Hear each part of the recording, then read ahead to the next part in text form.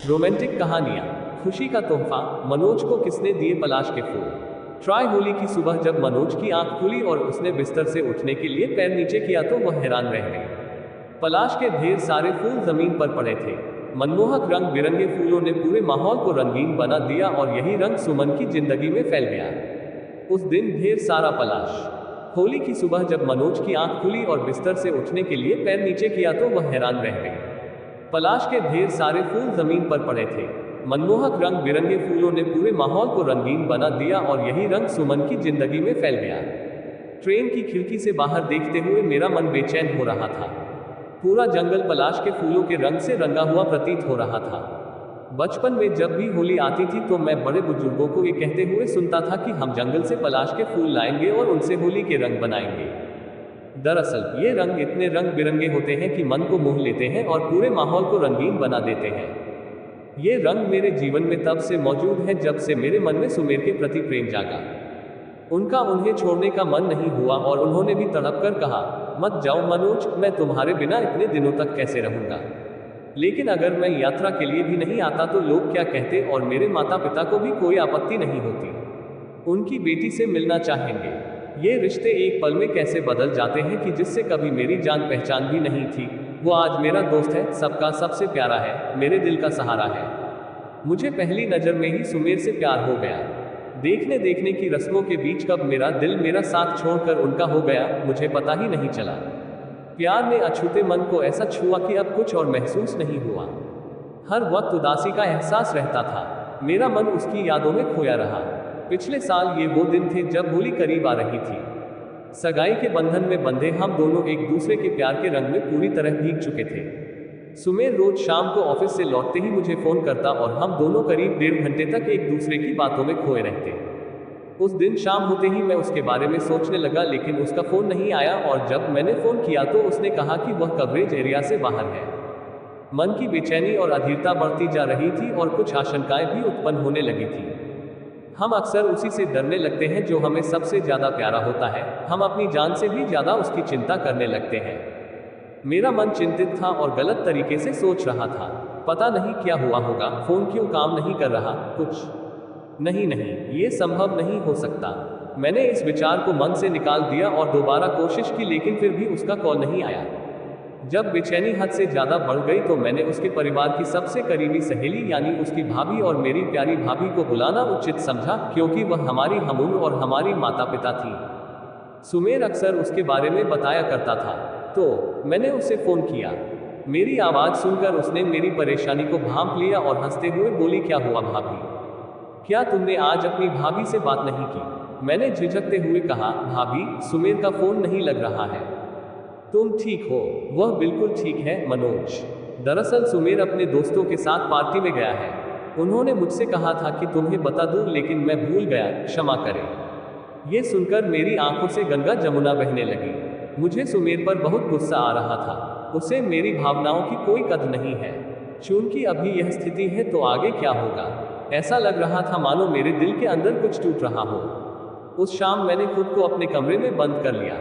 जब मैं सूजी हुई आंखों से रोती हुई अपनी माँ के पास गई तो मेरी माँ हैरान रह गई। क्या हुआ, तुम्हारी आंखें क्यों सूजी हुई हैं, रोए हो क्या। माँ ने प्यार से मुझे अपने पास बिठाया और मेरा सिर सहलाते हुए बोली, क्या बात है, हमारी हमेशा खुश रहने वाली गुड़िया रानी आज इतनी उदास कैसे है। हाँ मम्मी, आप ये सगाई तोड़ दीजिए, मैं सुमेर से शादी नहीं करूंगी, मैंने अपने आंसू पोंछते हुए कहा। सगाई तोड़ दो, आप क्या कह रहे हैं, क्या आप होश में हैं। हाँ माँ, मैं पूरी तरह होश में हूँ। मैं उससे शादी नहीं करूंगी। वह मेरी भावनाओं का सम्मान नहीं करता। आज रविवार था, मैं पूरा दिन उसके फोन का इंतजार करता रहा और शाम को मैंने खुद फोन किया तो पता चला कि वो अपने दोस्तों के साथ किसी पार्टी में गया है। मैं यहाँ इसी बात का इंतजार कर रही हूँ कि अगर उसे अभी मेरी परवाह नहीं है तो शादी के बाद क्या होगा, बताओ मम्मी। ये कहते हुए मैंने अपना सिर मम्मी की गोद में रख दिया। माँ मेरे बालों को धीरे से सहलाने लगी और बोली, सुनो बेटी, ये रिश्ते बहुत नाजुक होते हैं, रेशम के धागे की तरह जरा सी खींच से टूट जाते हैं। हम महिलाएं धैर्य और सहनशीलता का पर्याय मानी जाती हैं। अगर सुमेर आज अपने दोस्तों के साथ किसी पार्टी में गया तो क्या होगा। वह आपसे हर दिन बात करता है, वह आपसे प्यार करता है, लेकिन उसकी अपनी जिंदगी भी है। और फिर अगर उसकी अभी तक शादी नहीं हुई है तो वह भी स्वतंत्र है। आप देखिए शादी के बाद वह अपनी जिम्मेदारियां कैसे निभाते हैं। माँ ने मुझे बहुत समझाने की कोशिश की लेकिन मैं अपनी जिद पर अड़ा रहा। किसी की समझ का मुझ पर कोई असर नहीं हो रहा था। सुमेर देर रात पार्टी से घर आया और आते ही सुमन भाभी ने उसे मेरे फोन के बारे में बताया, लेकिन उसे मेरी नाराजगी का अंदाजा नहीं था, इसलिए उसने इसे ज्यादा गंभीरता से नहीं लिया और सो गया। फिर सुबह उठते ही मैं ऑफिस चला गया। ऑफिस की व्यस्तता के कारण उन्होंने ध्यान नहीं दिया। शाम को ऑफिस से लौटने के बाद उसने मुझे फोन किया लेकिन मैंने नहीं उठाया। उधर फोन बज रहा था और इधर मेरी आंखें रो रही थी। जब काफी देर तक फोन बजता रहा तो मैंने गुस्से में फोन बंद कर दिया। सुबह मैंने देखा तो व्हाट्सएप पर उसके मैसेज थे। हाय मनोज, आप कैसी हैं? भाभी ने मुझे आपके कॉल के बारे में बताया था लेकिन मुझे पार्टी से लौटने में देर हो गई थी इसलिए मैं सो गया। मैं ऑफिस में बिजी था इसलिए शाम को तुम्हें फोन किया लेकिन तुमने फोन नहीं उठाया। क्या हुआ? क्या आप मुझसे नाराज हैं? मैंने संदेश पढ़ा और फोन पटक दिया। शाम को जब मुझे उसकी माँ का फोन आया तो उसने मुझे अपना फोन दिया। वो हिलो हिलो कर रहा था लेकिन मैंने कोई बात नहीं की। वह कह रहा था, कैसी हो मनोज, मुझे पता है आप फोन पर हैं, कुछ तो बोलो, 2 दिन हो गए तुम्हारी मधुर आवाज सुने हुए। तुम मुझे इतने पापों की इतनी बड़ी सजा क्यों दे रहे हो? मेरे साथ कृपया बात करें। लेकिन मैंने बिना कुछ कहे माँ का फोन उन्हें वापस कर दिया और अपने दोस्त के घर चला गया। उसके बाद कुछ दिनों तक न उसने फोन किया और ना मैंने। माँ चिढ़कर कहती रही, पता नहीं इस लड़की को क्या जिद आ गई है। अरे वह कितना अच्छा लड़का है, मैं तो जश्न मना रहा था, लेकिन इसे स्वीकार नहीं किया गया। वह तो बस जिद्दी होती जा रही है। मम्मी, मैं आपकी बेटी हूँ और आप उसका साथ देती रहती हैं। मैंने तीखे स्वर में कहा तो मम्मी मुझे डांटने लगी। मैं जो सही है उसका पक्ष ले रहा हूँ। वह इतना अकड़कर क्यों बैठी है? कल तुम्हारी भाभी का फोन आया था, वह कह रही थी सुमीर आजकल बहुत उदास हो गया है। मुझे ये सुनकर अच्छा लगा कि मेरे गुस्से का असर हो रहा है, लेकिन मैं फिर भी अपनी जिद पर अड़ा रहा। होली की सुबह जब मेरी आंख खुली और बिस्तर से उठने के लिए पैर नीचे किया तो मैं हैरान रह गया। पलाश के ढेर सारे फूल जमीन पर पड़े थे। जब मैं उन पर पैर रखकर चलने लगा तो देखा कि फूलों की यह सेज बगीचे तक जा रही थी और बगीचे में लगे झूले तक थी और झूला भी फूलों से सजा हुआ था।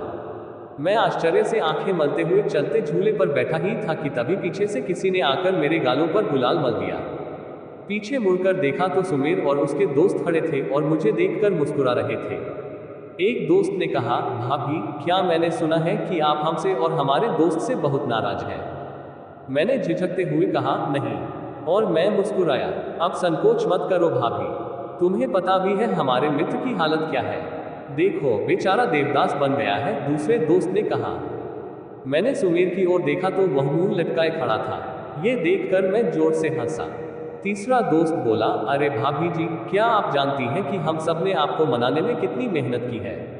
कल मैं जंगल में गया और जितने भी पलाश के फूल मिले तोड़ लाया और आज सुबह जल्दी उठकर तुम्हारे लिए फूलों का रास्ता बना दिया। अब मान जाओ। मैं हल्का सा मुस्कुराया और ऐसा लगा जैसे उन सबको हरी झंडी मिल गई हो और सबने मिलकर मुझे रंग लगा दिया हो। मैंने भी उन सबको अपनी वाटर गन से अच्छी तरह भिगो दिया। हमारे प्यार की शुरुआत की होली वाकई यादगार बन गई। रोमांटिक कहानियां, इस प्यार को होने दो। कैसा था अफजल और प्रमिला का इम्तिहान। प्यार धर्म और जाति की दीवारों से परे पनपता है। इसकी चपेट में अफजल और प्रमिला आ गए, लेकिन रिश्तेदार और समसामयिक ऐसे प्रेम को धर्म की भट्टी में जलाकर राख कर देने को तैयार है। प्रमिला और अफजल के लिए ये किसी कड़ी परीक्षा से कम नहीं था। कॉलेज के वार्षिक उत्सव की तैयारियां जोरों पर चल रही थी। सभी विद्यार्थी अपनी अपनी क्षमता के अनुसार कार्यक्रम में भाग ले रहे थे। अफजल को गजलें लिखने का शौक था। उनकी गजल का हर शब्द काबिले तारीफ था। पूरा कॉलेज उनकी गजलों का दीवाना था। प्रमिला को गीत संगीत बहुत पसंद था। उसकी आवाज बहुत मधुर थी। पूरा कॉलेज उन्हें स्वर कोकिला के नाम से जानता था। दोनों हर कार्यक्रम में एक साथ हिस्सा लेते थे और जाने कब दोनों एक दूसरे से प्यार करने लगे। वैलेंटाइन डे नजदीक आ रहा था। उसका माहौल कॉलेज और बाजार में अपना असर दिखा रहा था। कॉलेज के कई लड़के लड़कियों ने कार्ड खरीदे थे और अफजल से कुछ पंक्तियां लिखने के लिए कह रहे थे ताकि वे कार्ड में लिखकर अपने प्यार का इजहार कर सके।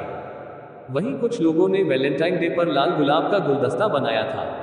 आज अफजल लाल गुलाब लेकर प्रमिला के पास गया और बोला, प्रमिला, मैं तुमसे प्यार करता हूँ, क्या तुम मेरा प्यार स्वीकार करोगी? ये कहकर उसने अपने प्यार का इजहार किया। प्रमिला मन ही मन अफजल से प्यार करने लगी थी, तो उसने फूल हाथ में पकड़कर शर्माते हुए और पलकें झुकाकर उसके प्यार को स्वीकार कर लिया। दोनों का प्यार बादलों के साथ उड़ते आजाद पंछियों की तरह उड़ने लगा। कॉलेज के बाद दोनों छुप छुप कर मिलने लगे, लेकिन क्या इश्क और मुश्क किसी से छुपे हुए हैं। कॉलेज में सभी उन्हें हंस का जोड़ा कहकर बुलाते थे। इस तरह हमारी मुलाकात और प्यार को 4 साल बीत गए। कॉलेज खत्म होने के बाद दोनों अपनी अपनी नौकरी में व्यस्त हो गए। प्रमिला अपनी पूरी तनख्वाह अपनी माँ के हाथ में रखती थी। हाँ, वह हर तनख्वाह में से कुछ रुपए अपने भाइयों के लिए उपहार के रूप में रखती थी। अब प्रमिला के घर में उसकी शादी की चर्चा होने लगी और वह बहुत चिंतित हो गई। आज जब प्रमिला अफजल से मिली तो उसने कहा, अफजल, मेरे माता पिता मेरी शादी के बारे में बात कर रहे हैं और मुझे नहीं लगता कि वे हमारे प्यार को स्वीकार करेंगे। अफजल ने जवाब दिया, प्रमिला, घबराओ मत, तुम अपनी माँ को बताओ या मैं तुम्हारे पापा से बात करूं। प्रमिला कहने लगी, अफजल, मैं देखूंगी, आज माँ को बताऊंगी। माँ ने जैसे ही सुना तो चौंक गई और आकर पिता को बताया। जैसे ही प्रमिला के पिता ने उसके मुंह से अफजल का नाम सुना तो वह आग बबूला हो गए। माँ कोसने लगी, मैंने कहा था ना कि लड़की को इतनी छूट न दिया करो। अब हमारा चेहरा खराब किया जा रहा है, इसे पढ़ाने से क्या फायदा। मैं दिन रात इसी चिंता में रहता था। कभी कभी अगर मैं देर से घर आता तो मेरा दिल टूट जाता, लेकिन मैंने कभी नहीं सोचा था कि ये दिन दिखेगा। मैं सोचती थी कि अगर मैं पढ़ लिख जाऊंगी तो मेरी शादी एक अच्छे परिवार में होगी। अगर वह अपने पैरों पर खड़ी हो जाए तो उसे किसी की जरूरत नहीं पड़ेगी। लेकिन उसने हमें कहीं का नहीं छोड़ा, अब हम समाज में क्या मुंह दिखाएंगे। पिता ने कहा, अगर प्यार करना होता तो कोई हिंदू लड़का नहीं मिलता। क्या आपको इन्हीं मुसलमानों में ज्यादा प्यार नजर आया? क्या तुम उनके घर में बुर्का पहन कर रहोगे? क्या तुम मांस मछली खाओगे? क्या आप अपने धर्म की गीता छोड़कर दिन में 5 बार नमाज पढ़ेंगे? अरे तुम समझते क्यों नहीं, तुम्हारा नाम भी बदल दिया जाएगा। जो तुम्हारी अपनी पहचान है, तुम कहीं के नहीं रहोगे। कितनी बार प्रमिला ने अपनी माँ को समझाने की कोशिश की थी। वह कहती, माँ, अफजल एक दयालु इंसान है, हमने 4 साल साथ बिताए हैं और हम एक दूसरे को बहुत अच्छी तरह समझते हैं। ऐसे में आप इसके खिलाफ क्यों हैं? माँ, अगर मैं किसी हिंदू लड़के से शादी कर लूं और हमारे विचार मेल नहीं खाते तो उस शादी का क्या फायदा। शादी 2 लोगों का मिलन है, इसमें धर्म की दीवार क्यों खड़ी करें। पापा, मम्मी से खुश हैं, किसी तरह आप लोग अपनी जिंदगी की गाड़ी खींच रहे हैं। ये सुनकर उसकी माँ ने उसके गाल पर जोरदार तमाचा मारा और बोली, बेशर्म, जबान लड़ाती हो, क्या तुम उस मुसलमान के प्यार में इतनी अंधी हो गई हो? उनके घर में धर्म का बोलबाला था, कोई उनकी बात सुनना तो दूर, समझने को भी तैयार नहीं था। इसी वजह से दोनों ने कोर्ट मैरिज करने का फैसला किया, कोई अन्य विकल्प नहीं था। शादी के बाद जब दोनों आशीर्वाद लेने के लिए प्रमिला के घर आए तो उनके पिता ने कहा, तुमने हमारी आज़ादी और प्यार का गलत फायदा उठाया है। जरा सोचो, आगे तुम्हारे छोटे भाइयों का क्या होगा। कुछ तो विचार करना चाहिए था। समाज में हमारी नाक क्यों कट गई? हमने तुम्हें पैदा होते ही क्यों नहीं मार डाला? जाओ, अब वहीं जाकर रहो जहां तुमने रिश्ता जोड़ा है। अब तो वो तुम्हारा धर्म भी बदल देंगे। अल्लाह अल्लाह, दिन रात ऐसा करो। प्रमिला चुपचाप सब सुन रही थी। बीच बीच में वह कुछ कहने की कोशिश करती, लेकिन पिता के गुस्से के आगे चुप हो जाती। उनके दोनों भाइयों से थोड़ी उम्मीद थी, लेकिन जैसे ही उसने उनसे नजरें मिलाने की कोशिश की, एक ने उसका चेहरा दूसरी तरफ कर दिया और दूसरे ने उसका हाथ पकड़कर दरवाजे का रास्ता दिखाया और कहा, जाओ बहन, अब इस घर के दरवाजे तुम्हारे लिए हमेशा के लिए बंद हो गए हैं। अफजल दरवाजे के बाहर खड़ा सुन रहा था। वह प्रमिला के पिता से बात करना चाहता था, लेकिन प्रमिला ने उसे रोक दिया था और उसने अफजल से कहा, चलो अफजल, घर चलते हैं, पिता मानने वाले नहीं हैं। जाते वक्त उनके पिता ने कहा था, अगर वे तुम्हें इस्तेमाल करेंगे और तलाक देंगे तो वापस मत आना।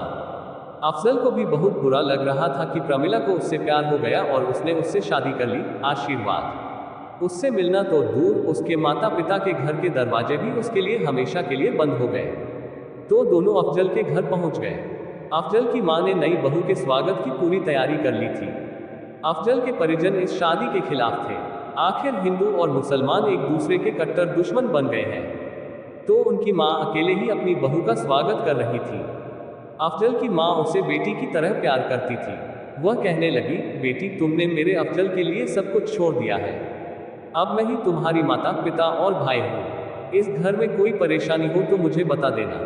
अफजल की मां की बातें प्रमिला को बहुत तसल्ली दे रही थी। एक तरफ तो उसके अपने घर वाले ही उसे कोस रहे थे, और जब से उन्हें उसके और अफजल के बारे में पता चला तब से वह एक दिन भी चैन से सो नहीं पाए और न ही एक निवाला भी चैन से खाया। ऐसा लग रहा था मानो वह वर्षों से भूखी और थकी हुई हो। 2 दिन बाद दोनों हनीमून के लिए मसूरी चले गए। दोनों वहां की वादियों का आनंद लेना चाहते थे, लेकिन वहां भी प्रमिला को अपने माता पिता की बातें याद आती रही। खैर 15 दिन बीत गए, हनीमून खत्म हो गया। अब अफजल और प्रमिला दोनों को ऑफिस जाना था।